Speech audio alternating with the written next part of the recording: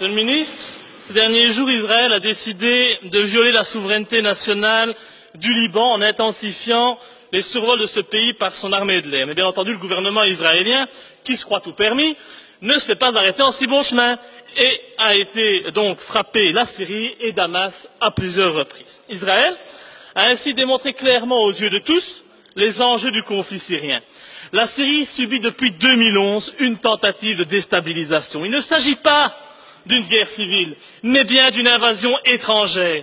Et les djihadistes qui quittent notre pays pour mener la guerre soi-disant sainte en Syrie sont une preuve supplémentaire.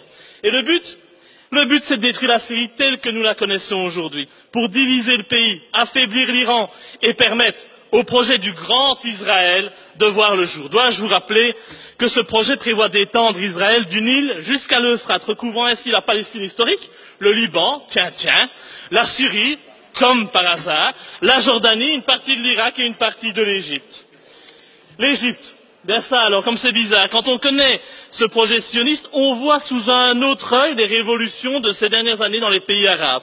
La montée au pouvoir en Tunisie, en Libye, en Égypte, d'islamistes radicaux, qui ne sont que les petites mains du Qatar et de l'Arabie Saoudite, jouent le jeu de ce grand Israël.